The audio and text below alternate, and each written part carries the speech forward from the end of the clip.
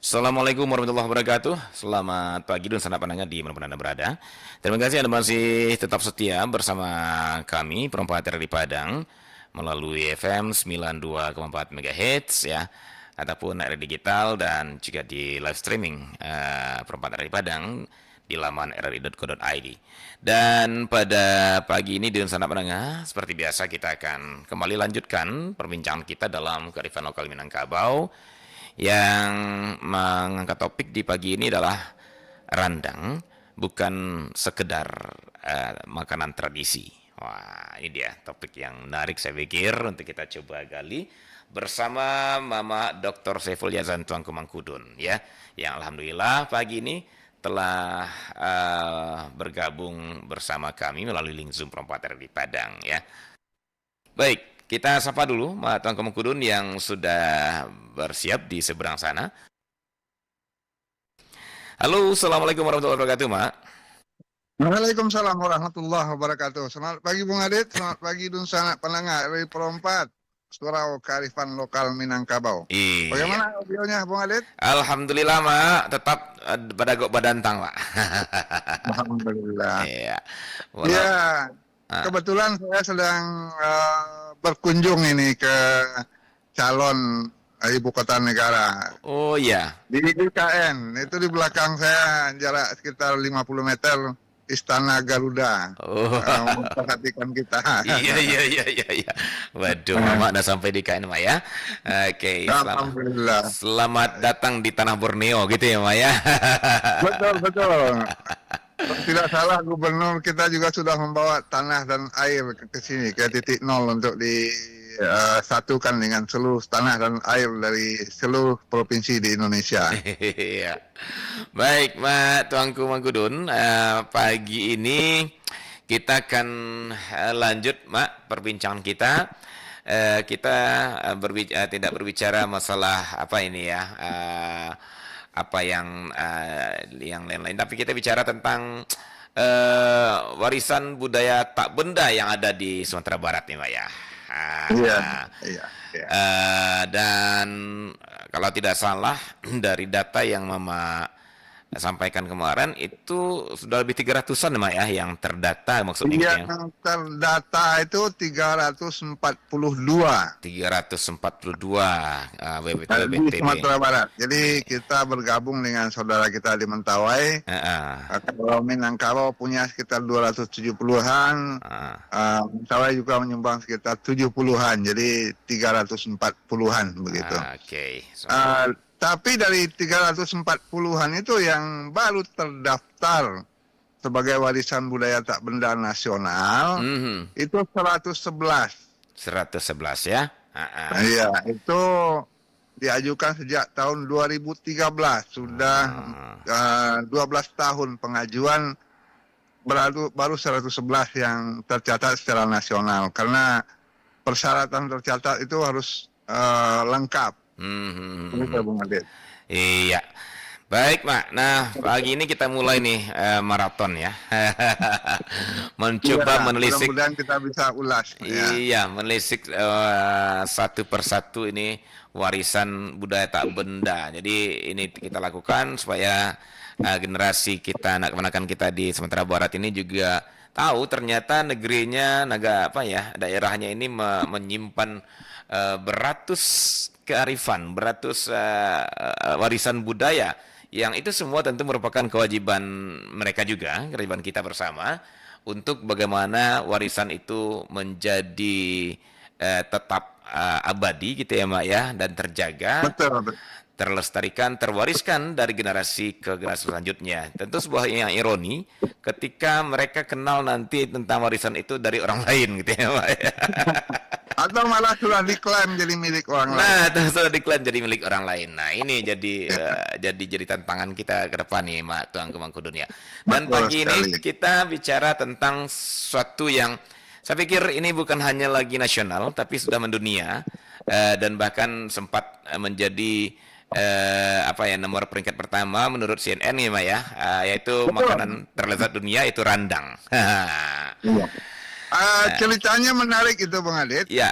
tahun 2011 kantor berita CNN ini mengadakan semacam festival menilai kuliner-kuliner seluruh dunia dan menetapkan sebagai makanan terlezat.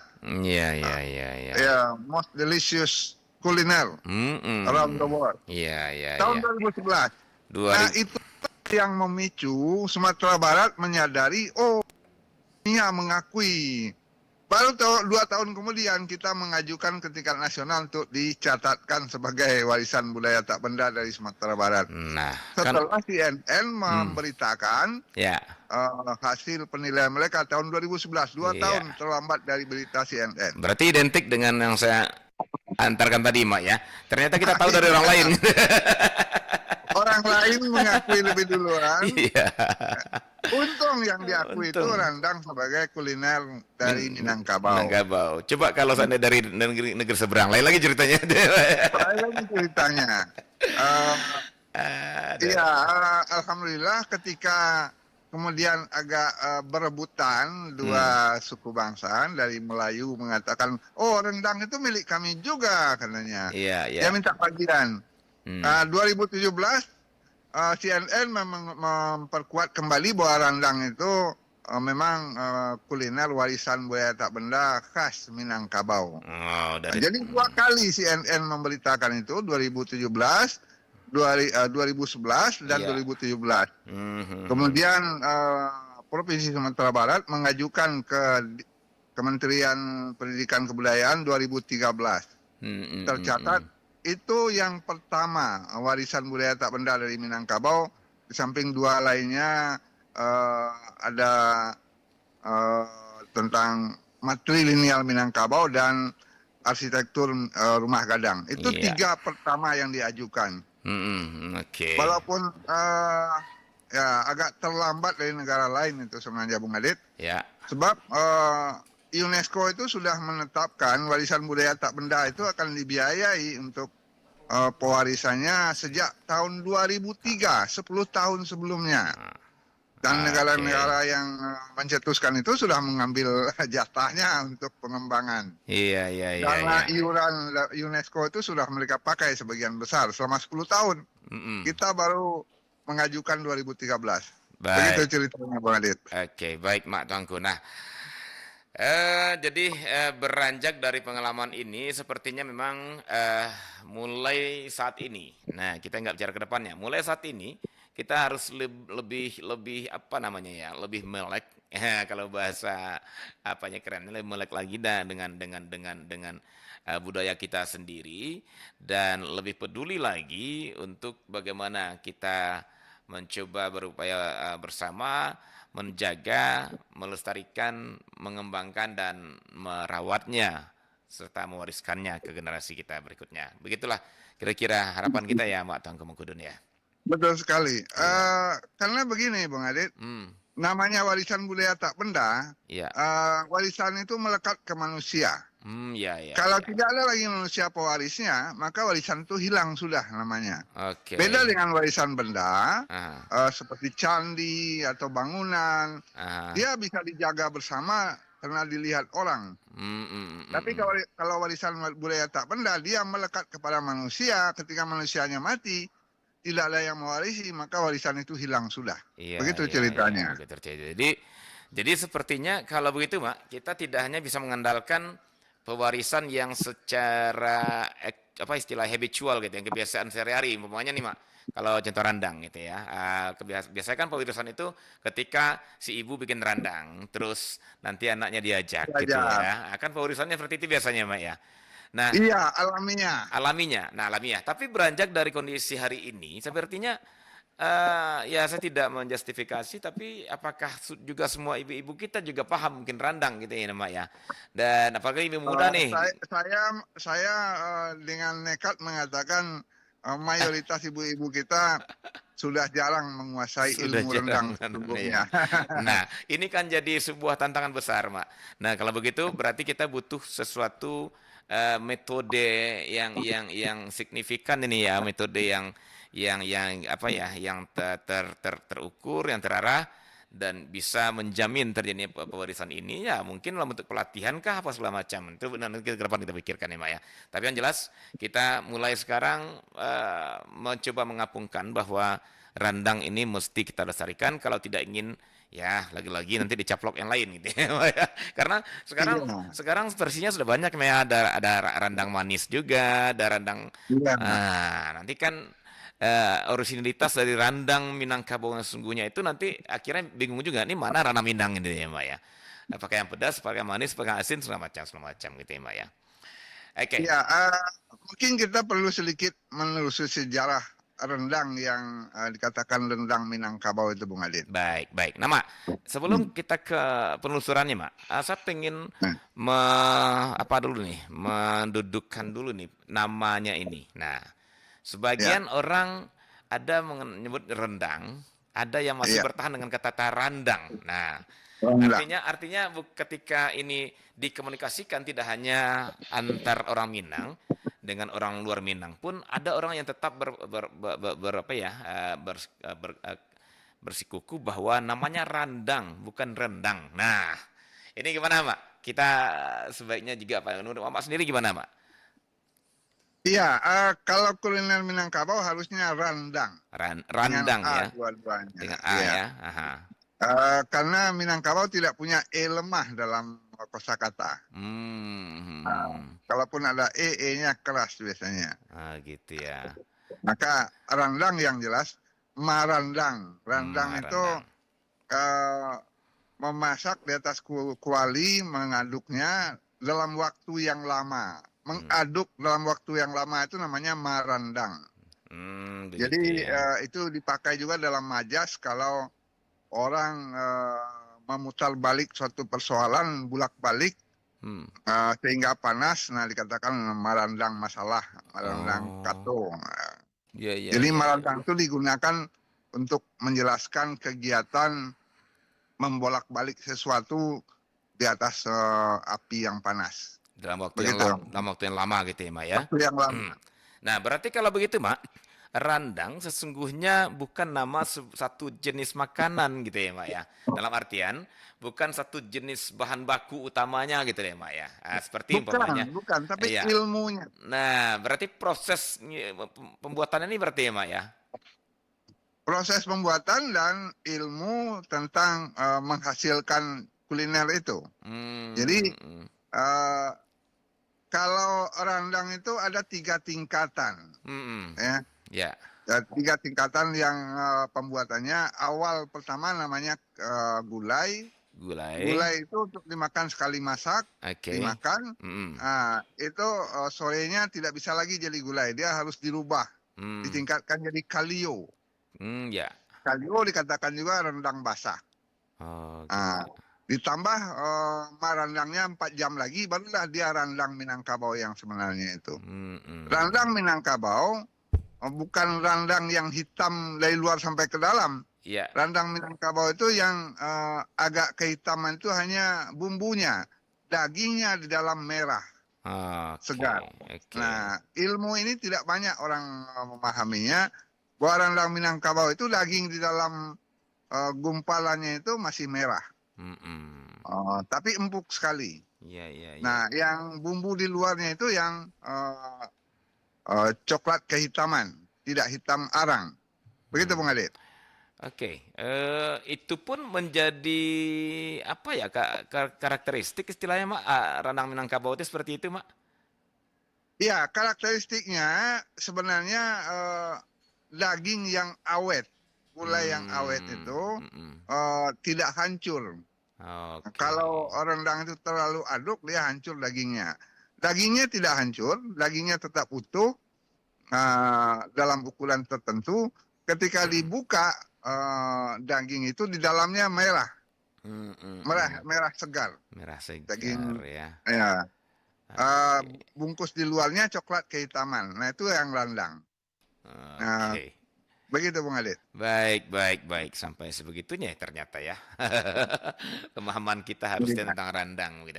Saya selama ini memahaminya ya hanya daging itu diolah seperti gulai, kemudian diaduk untuk lama gitu, jadilah dia kering gitu kan, Memang Mak. hitam. Hitam, nah itulah randang gitu. Ternyata tidak ya. Pantas beda. Kadang-kadang Uh, kadang-kadang tidak diketahui lagi mana yang rendang, mana yang bara, mana yang iya, iya, iya, iya, iya. baru hitam. Dan Nah, itu bukan rendang, itu baru namanya itu. baru ya. Kalau rendang itu Aha. ketika dibelah dagingnya itu di dalamnya, di tengahnya merah, Oke. merah segar. Baik. Baik, Mak Tangku, sebelum kita sepertinya randang ini mau menarik, Mak. Tidak hanya menarik untuk selera, tapi juga untuk telinga pendengar nih, Mak. Ada yang ingin bergabung, Mak. Kita belum telusuri randang lebih jauh, tapi ada mau bergabung. Kita cari aja ya, Mak ya. Iya, silakan. Oke, 0811660924. Halo, assalamualaikum. Waalaikumsalam warahmatullahi. Iya. Oke, dengan Pak Nur nih, Pak ya. Yo, Tia. Oke, Pak Nur. Ada pertanyaan, Pak Nur, atau tanggapan? Ini kan ada pusat rendang di Padang Tia. Apalah memenuhi standar rendang Minang tuh. Oh, gitu ya. Nah, kan ada pusat rendang kini di mana Lubuk Bentul Lubuk Buaya kan? Aha. Nah, ya, apalah memenuhi standar rendang asli tuh. Ini menarik ini. Oke, baik. Terima kasih, Mak. Terima kasih, Mutia. Baik, baik. Assalamualaikum warahmatullahi wabarakatuh. Waalaikumsalam warahmatullahi wabarakatuh. Nah, itu kritisnya, Mak. Kritisnya pendengar kita, Mak. Jadi, ternyata sekarang katanya udah ada nih pusat rendang. Ya, saya dengar juga pusat rendang ada di daerah-daerah sana. Pertanyaan menarik nih, Mak. Apakah gitu ya. Randang itu memang betul-betul randang originalnya Minangkabau, atau gimana? Menurut Pak sendiri mana? Mana sampai ke sana atau belum, Pak? Saya sudah dengar. Itu sebuah kelompok usaha yang berusaha mengumpulkan berbagai variasi tipe rendang.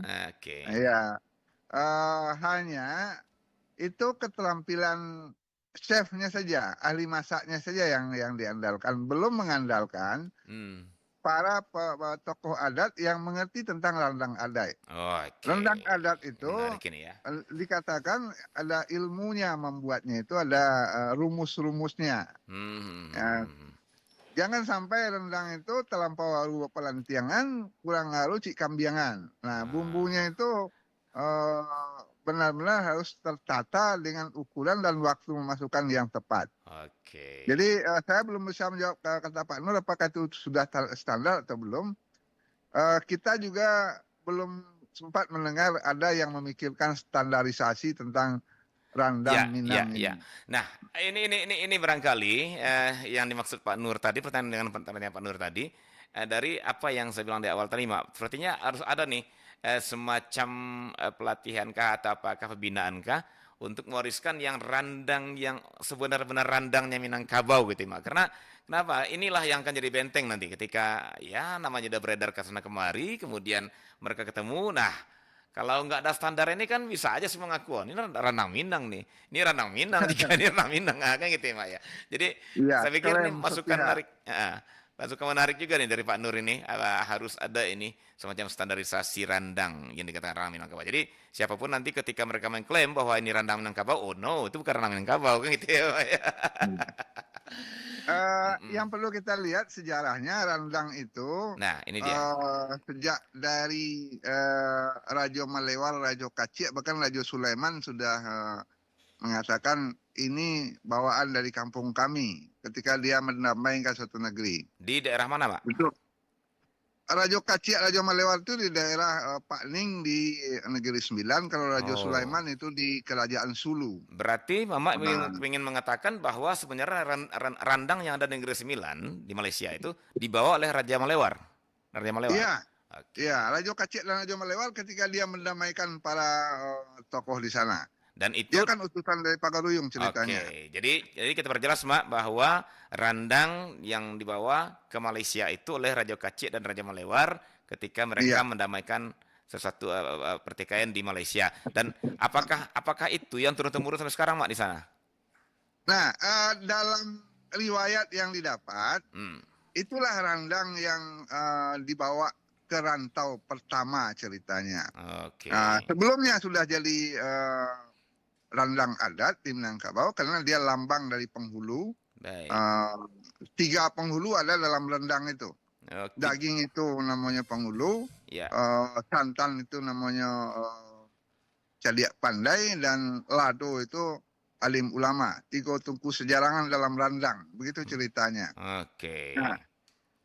Nah, ketika itu dijadikan makanan adat, tiap upacara adat harus hadir rendang itu. Nah, kemudian standarisasinya juga sempat dibawa ke Kerajaan Pagaruyung pada abad ke-17. Ketika beberapa kerajaan tetangga meminta istilahnya tenaga pendamai, tokoh pendamai ketika mereka bertengkar. Termasuk ke Negeri Sembilan, termasuk ke Sulu dan ke Rejang Lebong. Ketika para petulai berantem, mereka mengutus anggota mereka untuk minta tim pendamai dari Kerajaan Pagaruyung. Datanglah beberapa orang utusan dari Pagaruyung, dan utusan itu mendamaikannya dengan hidangan antara lain rendang adat itu. Itu beberapa kisah tentang sejarah rendang. Rendang itu sudah menjadi rendang ya, maaf. Rendang itu sudah menjadi sarana diplomasi kebudayaan sejak zaman raja-raja sebelum Kerajaan Pagaruyung, ketika beberapa datuk ke Sulawesi. Datuk Ribandang, Datuk Patimang, Datuk Karama, ada 4 datuk di sana membawa rendang dari Kota Tangah. Jadi kalau sekarang ada pusat rendang di Kota Tangah, kita tidak juga itu. Tidak heran kita kembali kepada kekayaan itu. Benar. Jadi tidak heran gitu ya kalau di Kota Tangah juga jadi pusat rendang gitu ya, Mak ya. Karena memang mudah-mudahan bisa menjadi standar begitu. Baik. Nah, Mak, sebelum kita lebih jauh, Mak ya. Kesannya yang muncul adalah bahwa rendang itu tadi dari cerita Mak itu hanya berkisar di kaum-kaum kerajaan gitu ya, Mak ya. Di para perantau utusan kerajaan seperti Mak bilang tadi. Utusan kerajaan dan para penghulu. Nah, para penghulu yang jadi ulama datang ke berbagai tempat. Di Sulawesi ada 4 penghulu yang menyebarkan Islam abad ke-17. Nah, pertanyaannya, Mak, apakah memang rendang ini dahulunya di awal munculnya itu merupakan makanan elit, tanda kutip ya, atau makanan para pembesar bangsawan kerajaan, atau sesungguhnya ini juga makan rakyat biasa dari dulunya? Gimana, Mak, sesungguhnya? Iya, sebenarnya milik masyarakat, karena masyarakat yang punya ilmu masak itu. Kenapa rendang hadir? Ketika ada perintah merantau, bekal yang akan dibawa itu cuma rendang yang bisa bertahan sampai berbulan-bulan. Ada lagi satu kisahnya, Bang Adit, tentang rendang haji. Rendang haji, ya. Rendang haji itu adalah rendang yang dibawa oleh jemaah haji pada abad 16-17 itu. Mereka dulu itu kan tidak pakai pesawat terbang, pakai kapal laut. Iya, benar. Kapal laut itu berangkatnya sebulan, pulangnya sebulan, di Mekahnya sebulan, 3 bulan. Nah, ketika mereka turun kembali dari kapal, pulang dari Mekah itu, rendang masih ada. Yang ditanyakan oleh penjemput, apakah sehat atau segala macam? Bukan. Apakah rendangnya masih ada? Iya. Rendang bekal yang dibawa dari kampung itu masih ada. Itu yang diperebutkan oleh anak cucu ketika rombongan haji pulang dari Mekah. Itu ceritanya rendang haji. Dan itu pula lah yang menjelaskan bahwa rendang itu adalah makanan kuliner Minangkabau yang tahan untuk rendang itu tahan dibawa ke tempat yang jauh dalam waktu yang lama. Bayangkan 3 bulan orang naik haji, pulang mereka dari Mekah itu, turun dari kapal, yang ditanya anak cucunya, lah hijau rendang hajinya, bukan air zam-zam. Iya. Nah, kenapa? Karena rendang waktu itu 3 bulan masih utuh dan masih enak. Bahkan makin enak ketika makin dipanaskan. Begitu ceritanya. Nah, ketika dipakai sebagai sarana diplomasi, supaya kita ingat, rombongan para diplomat Raja Malewal, Raja Kaci atau Raja Sulaiman ke Kerajaan Sulu itu, mereka kan berjalannya tidak sehari 2 hari, bisa seminggu 2 minggu perjalanan baru sampai. Benar. Nah, kuliner yang bisa bertahan sekian minggu hanya rendang. Nah, itulah yang menjadikan rendang sebagai kuliner diplomasi bagi para utusan diplomatik zaman kerajaan-kerajaan dulu dan zaman para datuk yang menjadi ulama. Nah. Ya, datuk itu ada di Kalimantan Timur ini juga saya dengar tentang Datuk Ribandang, Datuk Patimang yang datang ke Kutai Kartanegara. Saya kebetulan sedang diundang untuk kegiatan kebudayaan di Kutai Kartanegara. Ada seorang datuk dari Minangkabau yang datang ke sini untuk membawa Islam. Dan salah satu yang dibawanya rendang. Begitu ceritanya. Jadi diplomasi rendang oleh para raja, oleh para penghulu, para datuk ke berbagai negeri rantau, itulah yang menyebabkan rendang dikenal di mana-mana. Namun tetap awalnya rendang berasal dari masakan atau kuliner rakyat atau kuliner rakyat Badarai di Minangkabau gitu ya, Mak ya? Betul. Kuliner yang awet, yang tahan lama untuk dibawa merantau oleh kemanakan. Baik, Mak. Tadi juga ada yang bergabung sepertinya, silahkan di 081166 09240 atau di 812414. Iya, kita coba terima ya, Mak ya. Di 081166 09240 tentang rendang ya, yang bukan sekedar makanan tradisi. Halo, assalamualaikum warahmatullahi wabarakatuh. Waalaikumsalam warahmatullahi wabarakatuh. Baik, yuk Pak Rizal Rajo Kacik, silakan Pak Rizal. Ya. Oke. Sekolah barangkali kami hendak mengunjungi Surau Mama. Bapak mencari Ka'bah loh, Pak. Enggak ada kesibukan. Ada kesibukan. Iya. Kalau mama kini lawan cali IKN tuh, alhamdulillah. Iya. Yo mirip rumah rendang IKN tuh, Mak. Iyo. Tukang apa? Tukang paeknya kok. Biasanya kalau udah kironya konjong rumah rendang kira. Cetong Mak. Le 9 Mak konjongnya.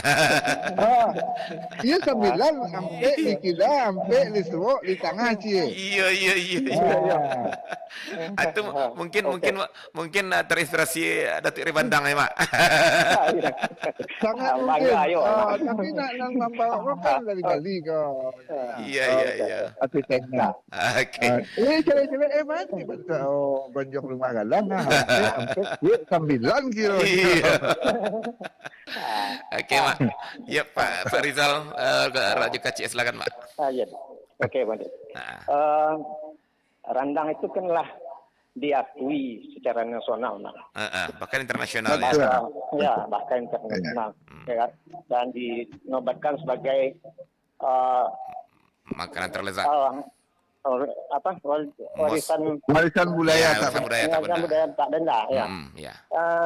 Itu kan kewajiban sebagai orang Minang itu harus dijaga, Pak. Iya. Karena hakikatnya melambangkan di dalamnya tugu 3 sejarangan. Jadi tentu waktu pengukuhan itu, Mak, atau pengakuan itu, Mak, ya ada apanya, Mak. Bakso rendang itu dilindungi, jangan sampai dinistakan oleh orang lain, Mak. Beberapa tahun dulu kan pernah dinistakan. Karena Minangkabau Islam dicampur bahan yang tidak halal, Mak. Apa yang ada dalam pengakuan itu secara tertulis, Mak. Nah, itu pertama, Mak. Yang kedua, Mak. Amo de orang Kota Tangah, Mama hanya di Kota Tangah. Jadi itu penasaran dulu, Mak. Bangga lo, setiap dapat Pak Rizal ya. Sebagai orang Kota Tangah ya. Iya, Ternyata Pak Rizal, ternyata nih ini moyang awak lah tipe di Kalimantan jak dulu-dulunya Pak Rizal. Iya. Jadi orang Kota Tangah itu sebenarnya kan mengembangkan agama Islam sampai ke Sulawesi kabarnya. Iya. Betul. Tapi pijakannya di Kota Tangah kami generasi kini nak tahu. Iya, benar. Orang maaf lah. Entah tahu mau apa nanti. Iya. Para lulu tuh tugas apa Pak Rizal? Dicari balik nemu. Iya. Pijakannya di mana? Di urusan awak. Kalau disebut orang Kota Tangah kiramainya pun ada ya. Karena buang dia kan. Angku paseban. Iya. Sampai kini nak terlupakan dia generasi muda. Iya. Aduh dia mak. Jadi. Terima kasih mak. Ya Pak Rizal. Wabillahi taufiq wal hidayah. Wassalamualaikum warahmatullahi wabarakatuh. Waalaikumsalam warahmatullahi wabarakatuh. Nah, Iko, ini sepertinya Mak, seperti yang kita ini sebelumnya Mak tentang originalitas. Nah gitu ya Mak ya. Jadi nah ini menariknya adalah ketika Pak Rizal mencoba menghubungkan antara randang dan adatnya Minangkabau yang bahasa syarak gitu ya Mak ya. Adat bahasa syarak, syarak bahasa kitabullah. Nah, artinya randang pun seharusnya dikatakan randang itu adalah makanan yang basandikan syarak bahasa kitabullah. Itu penafsiran yang saya tangkap dari Pak Rizal tadi, Mak Tuanku. Mak sendiri gimana, Mak, yang menangkapnya? Iya, kita juga mengikuti yang disampaikan oleh Pak Rizal itu ketika ada pihak-pihak tertentu memakai kata randang untuk sesuatu yang bukan milik Islam. Ya.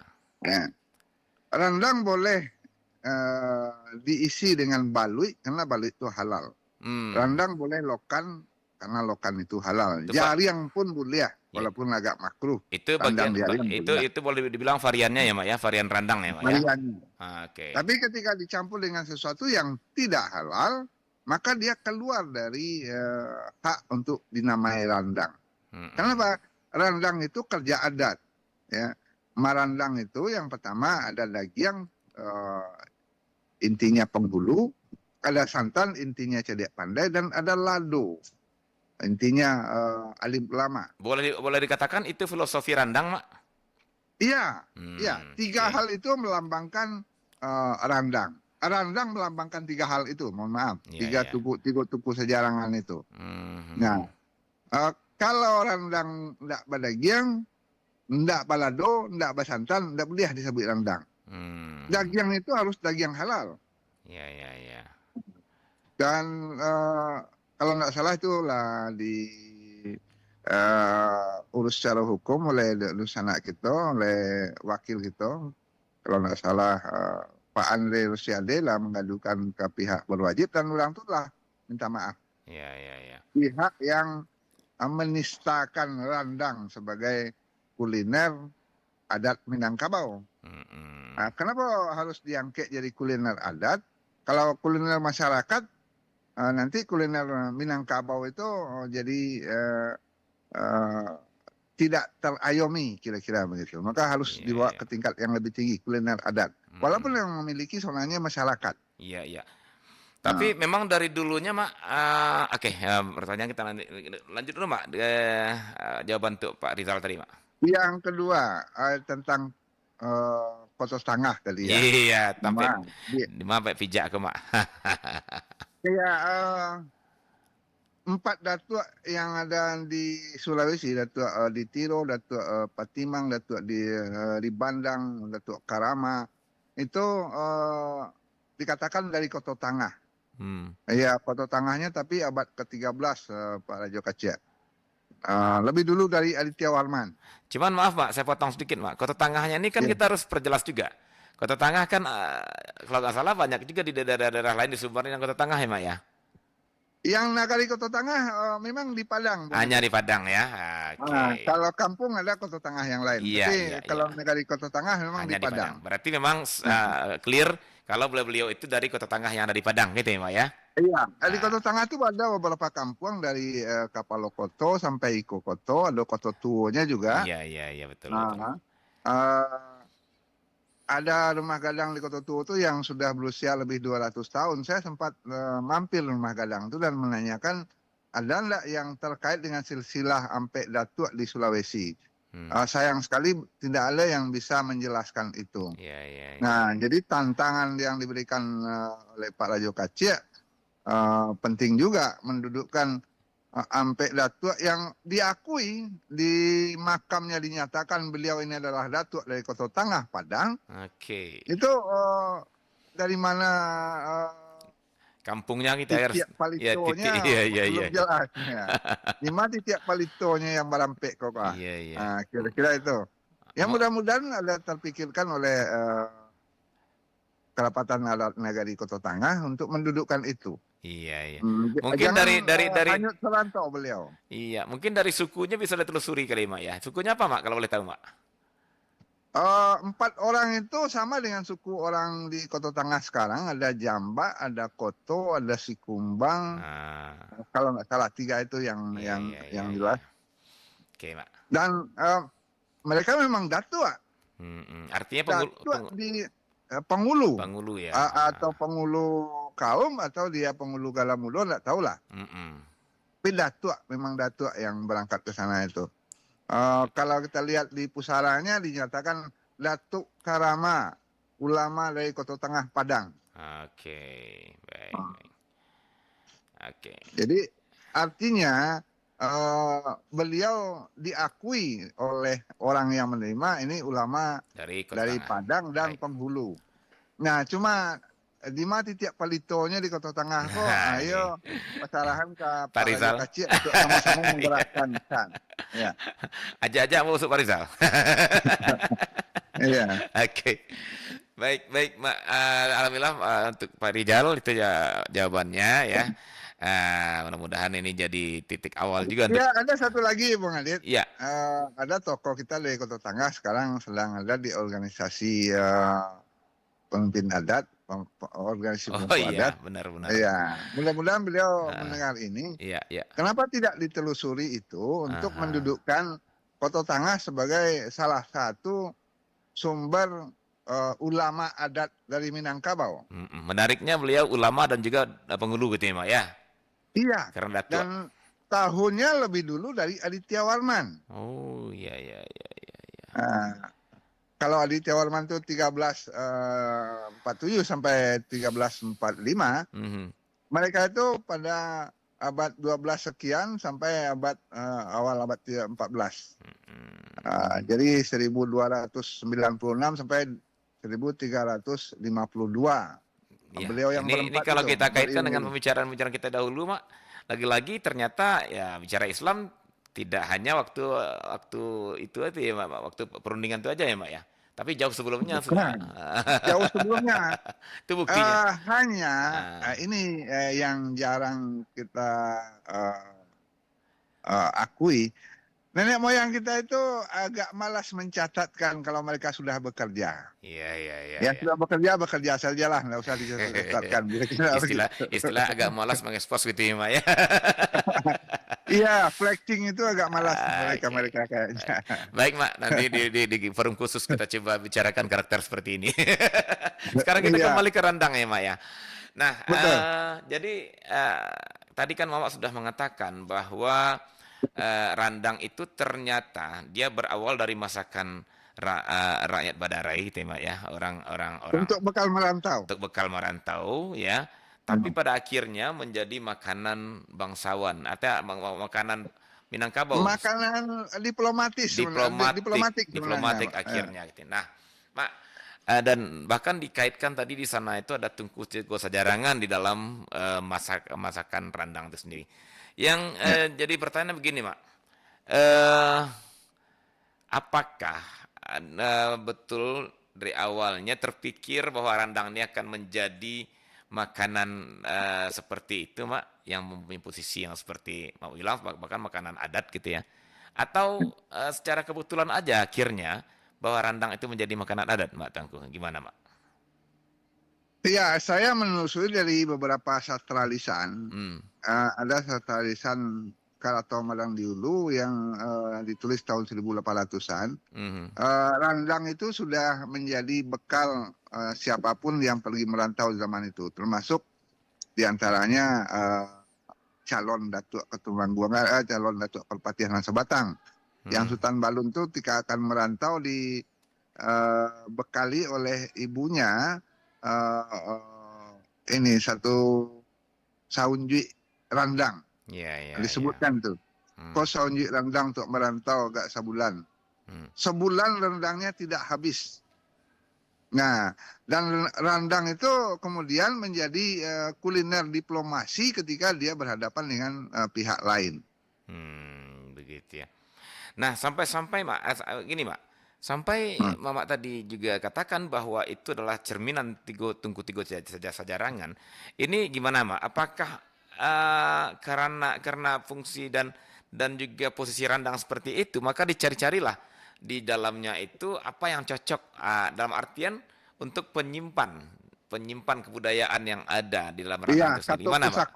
Iya, kata pusako. Gimana, Mak, sesungguhnya? Atau memang orang ketika mulai mengawali membuat randang itu sudah berpikir bahwa ini nanti akan menjadi menjadi semacam simbol dari Tungku Tigo Sajarangan. Nah, atau para tetua adat kita melihat bahwa dititipkanlah kata pusako dalam randang ini ketika ada 3 unsur itu. Gimana sesungguhnya, Mbak Tengku?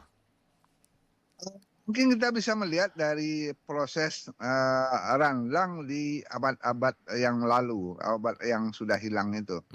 Di mana kita bisa melihatnya itu, proses membuat randang itu ketika kita membaca kabar-kabar yang lama, kabar-kabar tarikh itu, kabar yang menceritakan bagaimana di sebuah galanggang ada tim dapur yang memasak randang yang memang hanya 3 saja bumbunya.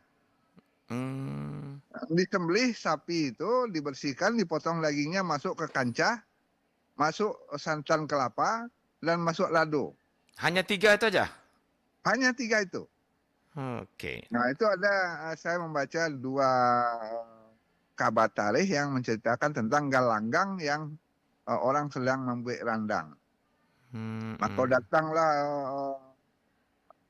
Uni itu membawa daging sekian kilo, membawa santan sekian ember, memasukkan lado sekian itu. Hanya 3 itu. Yang diaduk ya, Mak ya? Yang diaduk. Itulah randang awal itu. Ya mungkin tambah garam barangkali. Kemudian baru tambah bumbu-bumbu rimpang yang lainnya. Sipade, langkue, kunyit, segala macam daun,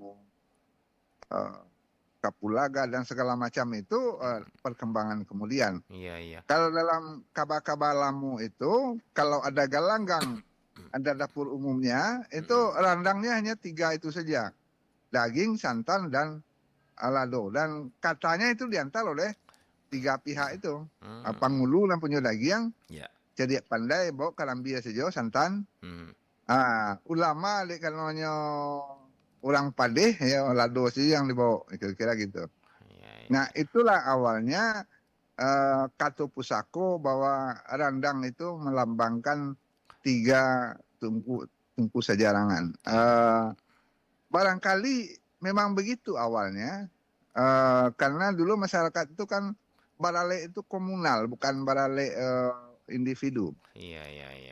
Kalau akan pimpinan itu baralek sakampuang. Begitu ya. Kalau akan betagak gala itu baralek sakampuang. Saya yang mencari kayu, saya yang mendabiah jawi, saya yang membawa santan, saya yang membawa lado. Hanya itu saja. Itu beberapa kabar tarikh begitu ceritanya. Jadi memang ada korelasi sepertinya, Mak ya, antara randang dan Tungku Tigo Sajarangan ini, Mak Tengku ya. Iya. Yang menggerakkan masyarakat di masa lalu itu kan mereka bertiga itu. 3 tipe pemimpin itu yang menggerakkan masyarakat. Baik untuk alek nagari atau alek kampung atau galanggang bergembira.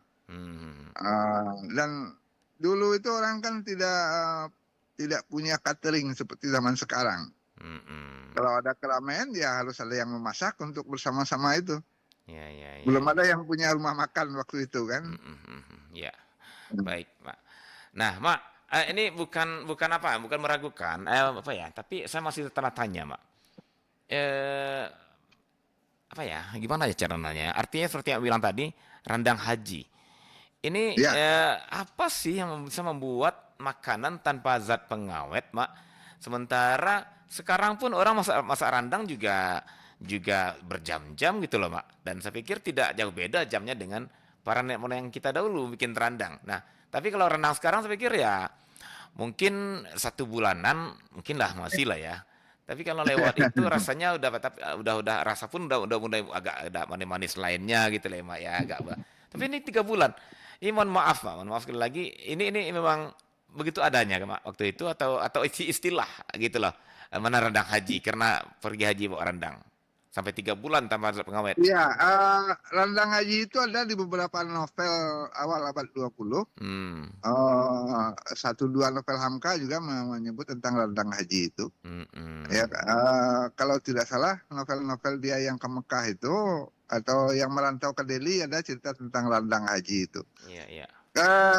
Jadi bekal merantau, yang namanya merantau itu kan ketika dia sampai di rantau dia belum tentu tempat akan berlindung, dia menumpang di masjid, ya bekalnya ya makanan yang tahan lama. Apa makanan tahan lama? Tidak ada yang lain kecuali randang. Randang ya. Dan itu kemudian menjadi bekal orang naik haji, karena naik haji dulu itu di atas kapal itu sebulan. Iya betul. Itu sebulan. Itu kita dengar, Mak. Ada yang sebulan, ada yang pulang-pulangnya itu. Makanya dulu kalau orang naik haji itu biasanya bertangis-tangisan gitu ya, Mak, ya kan. Oh iya, karena sudah dianggap hilang gitu. Iya, karena lautan akan dihadang. Haji itu. Iya. Yang naik hajinya satu orang, yang mengantarnya sekampung. Dan itu masih diikuti oleh sebagian besar. Iya benar. Kita sekarang. Benar, Pak. itu masih terjadi. Baik. Nah, kemudian Mak, randang ya, Mak ya. Tadi sempat Mak bilang di awalnya ya bahwa randang itu harus ada daging, harus ada kelapa, dan harus ada cabai, lado ya. Itu apa utama ya, bahan utama untuk pembuatan randang. Tambah nanti yang lain. Nah, gimana, Mak? Kemudian sekarang kita juga kenal ada randang apa ya? Randang talu apa gitu ya, Mak ya. Oke, kalau randang Bali, oke, itu daging juga. Nih randang talu, bahkan ada randang kayu gitu, Mak, ya kan? Nah, ini nih gimana nih ya? Apakah ini perkembangannya aja atau memang kenapa jadi demikian, Pak Tuanku? Ya, karena dia masuk dalam wilayah kreativitas langgam adik nantigo, bungo adat, pamedan adat, dan pakaian adat. Jadi randang itu juga pakaian adat karena dia dipakai dalam upacara penghulu. Dia bungo adat, dia mengindahkan kuliner, dan pamedan adat karena dia menjadi sarana diplomasi. Jadi kalau penghulu sudah duduk di depan pinggan bajamba, yang pertama harus turun itu randang ke dalam pinggan itu. Kalau randangnya tidak ada, tidak bisa pinggan itu diisi. Tidak boleh diisi selain randang yang pertama turun. Ya. Emang sampai segitu ya, Mak ya? Fungsi randang itu di barisan apa istilahnya, di tempat makannya penghulu itu ya, Mak ya? Betul.